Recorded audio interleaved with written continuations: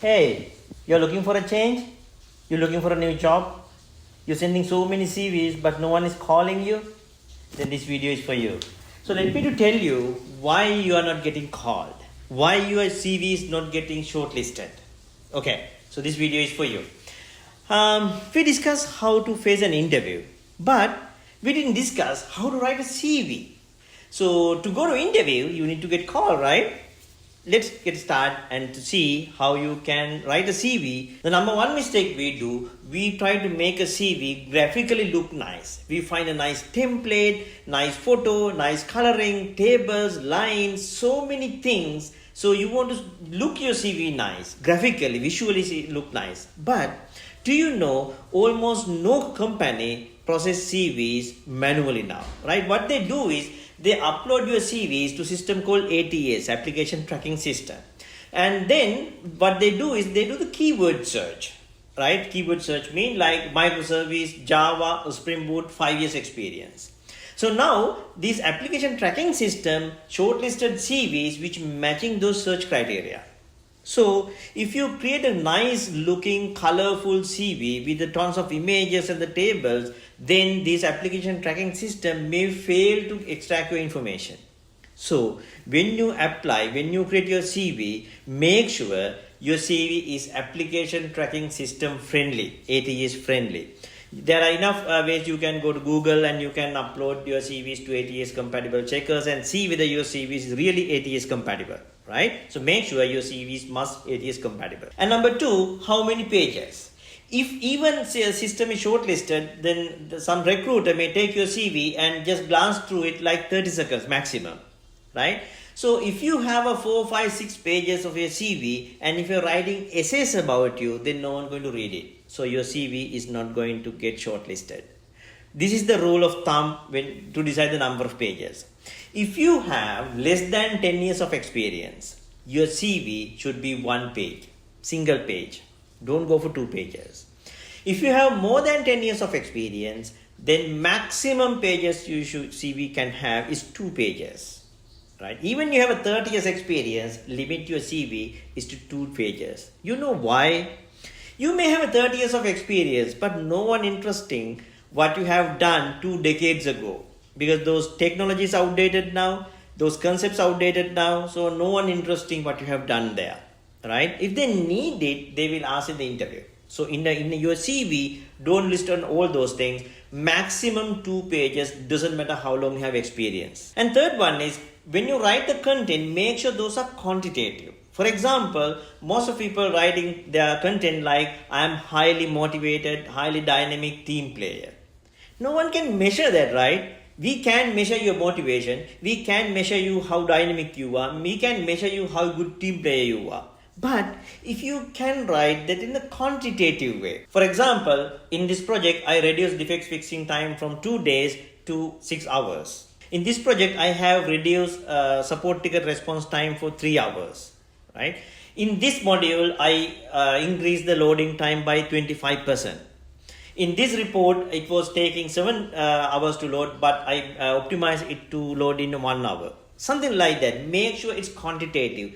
Tell what is your impact in that project. Not that what the project has done, what the project all about, what the technology used in the project. But what we care is what you have done there. What was your impact to the project and what you gain in the project. So don't write buzzword. Don't write something we cannot measure. Put the numbers, percentage, numbers, and make sure it's quantitative. We can quantify what you have done.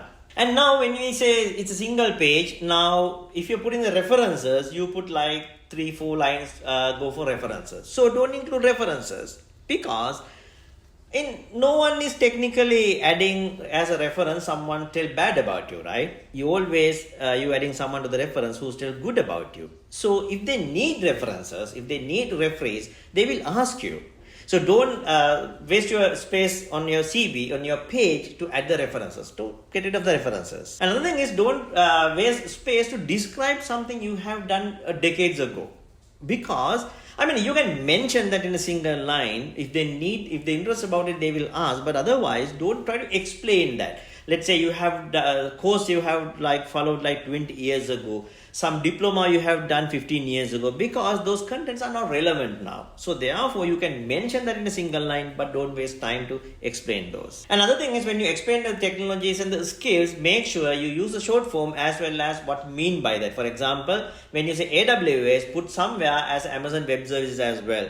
And also SLDC, software development lifecycle, because you don't know how they would query, right? So I mean, don't put like in unnecessary way, but somewhere make as AWS and some other place make as Amazon Web Services. So doesn't matter how they query, your CV will pick up. Now, other than the skills, mention your technologies and frameworks you're exposed to. These are two different things, right? For example, problem solving is a skill, but the Java or Spring or Kafka, or those are some technical exposures you have, right? So therefore, make sure you separately mention your skills and also the technology you expose. So when you do this, you have a like nice one-page CV. Keep in mind, your graphics, your lines, tables, eliminate those as much as you can, because when you put the content inside the table, maybe the application tracking system failed to extract those content. So make it application tracking system friendly as much as you can.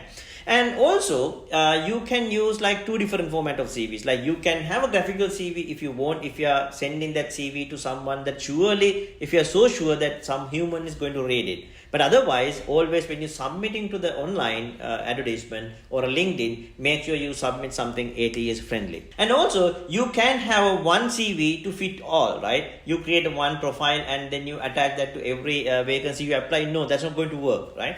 Because when you apply for something, make sure you catch those keywords in the advertisement or the job description and make sure those are included on your profile, right? Then only your profile get shortlisted. For example, let's say you apply for senior software engineer, right? You have a generic profile and then you apply that to AWS and then you send that to Facebook as well, right? And then if your CV don't have the keywords what they have, the advertisement they publish, then your CV is not get selected, right? Because when they publish some advertisement in the LinkedIn or somewhere, they put some keyword you should have these are nice to have, these are like boosted. And so you make sure you pick some keywords from there and some statement from there, some technologies from there, and put into your CV if those are relevant to you. Then only your CV will be a best fit to that particular advertisement. So that's so important. Don't have a one CV fit all situations. So those are a few tips like I can think of. And when you create your profile next time, make sure you consider these facts, and there's a high chance you will get selected. If you get new job, just let me know. Take care. Stay safe.